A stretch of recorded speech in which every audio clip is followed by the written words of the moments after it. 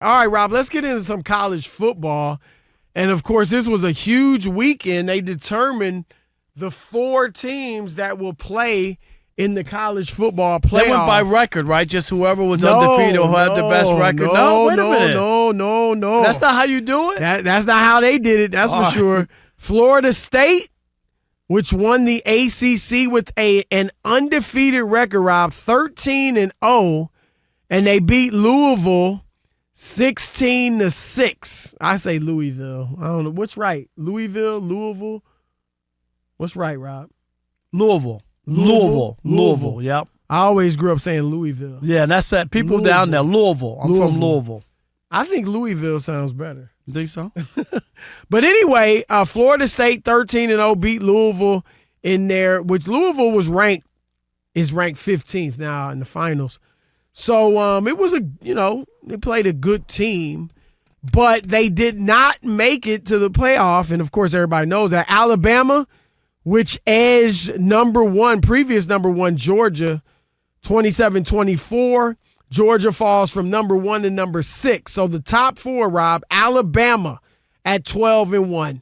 Texas, number 3, at 12-1. They were the winners of the Big 12. Alabama, the winners of the SEC. Washington, winners of the Pac-12 at 13-0, number 2. And Michigan, the Big 10 champions at 13-0. And boy, oh boy, Florida State is upset. I get it. Did you see the reaction of the team when the announcement came down? Some Yeah, guys got Florida up. State. Yeah, they were.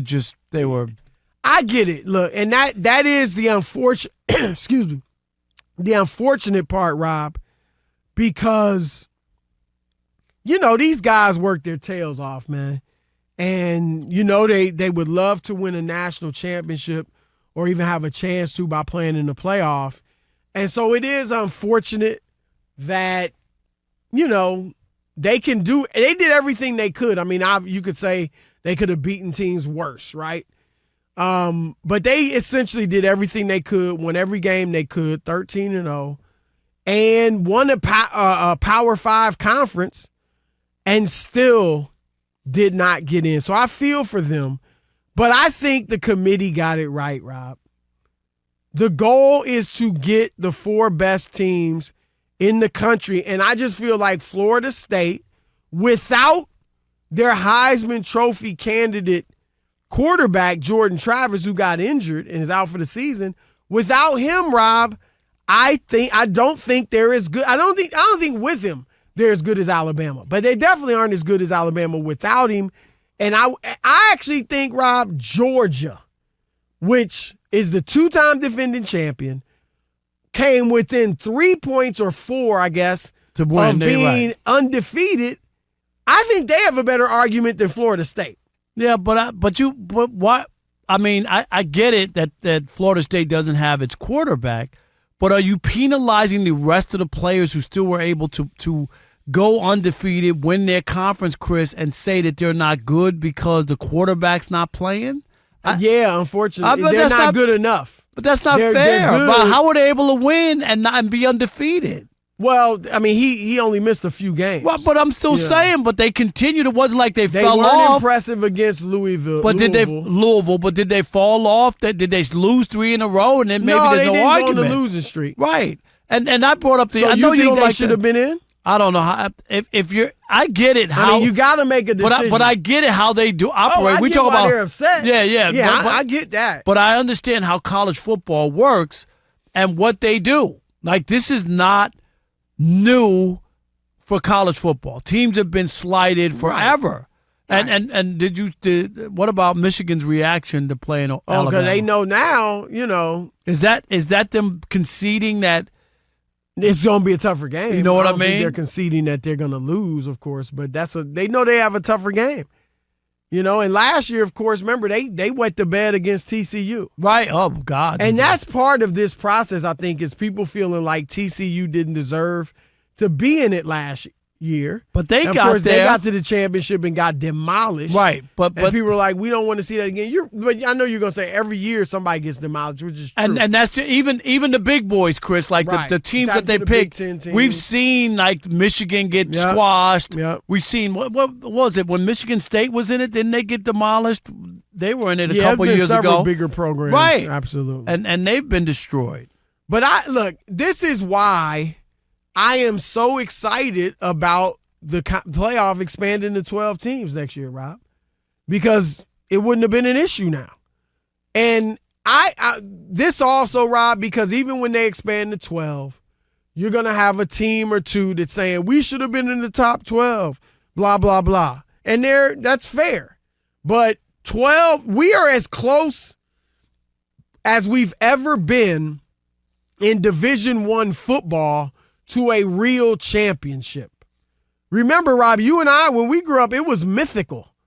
You know, the best teams in the country would play on New Year's Day in bowls, and then the winner, you know, whoever had the most impressive victory might be number one. And so this is at least the top 4 teams by a committee's estimation are going to settle it on the field. That's better. Going to 12 will be far better.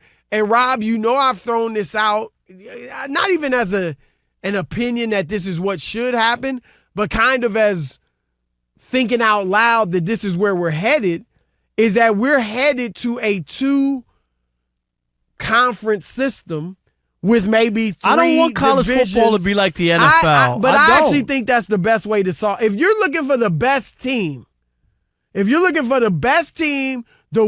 best team wins the championship, I think that's the best way to settle it, because then you take all of the subjectivity out of it. Because it wouldn't even be we're going to pick the 12 teams with the best record or the most impressive wins to be in the playoffs. It would just be you qualify or you don't. But here's the problem. If you're Florida State, Chris, seriously, what happened to them yesterday hadn't happened before. And not only that, it happened twice. As far as being undefeated. Okay, now Florida State, they ranked number 4, right, in the previous college football poll rankings, right? This is prior to Sunday selection. No team ranked out of the top 6 of the second to last college football rankings, not even the last, the second to last, right, had ever jumped into the Final Four, Chris. Yep. Alabama and Texas both did it. Right. It had never been done, and now that 2 of them they do moved it from 7 and 8 to 3 and 4, and a school that was undefeated and won its conference, right? They don't get in. Like this was this is what's bad. I get it. I mean, I get why they're upset, and I get the argument. I just don't think they're one of the 4 best teams. But again, this has been the problem with college football, and I'm glad next year we're getting closer to a solution. And like I said, I do think maybe they should end up eventually, especially with the NIL and players transferring and in the portal and getting, paid. Why not make it like an NFL system? Well, let me give you this, too. Here's the other one, too. You're talking about the quarterback, them not having their top quarterback. Yep. Rodemaker Tate, right, their quarterback. He's been playing well, Chris. Oh, the backup. If not better than Michigan's J.J. McCarthy of late. In the last 2 games, Rodemaker, 52% completion, 351 yards, 2 touchdowns, no picks. McCarthy, 70%. But 496 in yards, Chris, and 1 touchdown, 1 pick. So it's not like they don't have a quarterback. And I don't think he's good as J.J. McCarthy. No, but those were his numbers in 4 games compared to what? 1 touchdown in 4 games and 1 interception? That's his last 4 games, is what I'm saying, if you're Michigan. I mean, I'm not saying the guy isn't any good, because, look, we're talking about blue-chip programs. So you know this, Rob. The second stringer might be a great quarterback or great talent in any of the positions, right? Because he was a blue chip player in high school, and maybe the following year he becomes a star or at least a starter. So I feel you on that. And, you just and don't again, know, I'm not right? mad at the people at Florida State for being upset. I just think the board was placed in a nearly impossible position, and I think they got it right. Like I said, I think Georgia could be ticked off as anybody. But look, Georgia's not undefeated. Florida State is. Right. That's the problem argument. with mythical, and we've said it.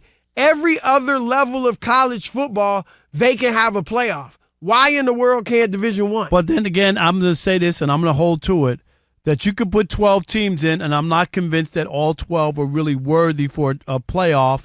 And we've had so many bad games and blowouts in this. I don't think that the games get better because you have no teams. I don't necessarily know that they get better either, but right. I don't think they get better. I'm more concerned about finding a legitimate champion. No, I understand. I know what you're trying to accomplish. We can say all the teams that made the Major League Baseball playoff, although this year you had those underdogs winning. The Texas Rangers that lost the division at the You could have said they're not worthy. Right. The NFL, how many of these 14 teams do you want to take out and say, oh, they're not really worthy? That happens at any level where you have playoffs, but it at least you're settling it on the field. This we're settled in a boardroom, right? No, and that's what's wrong with college football because it always seems to be that.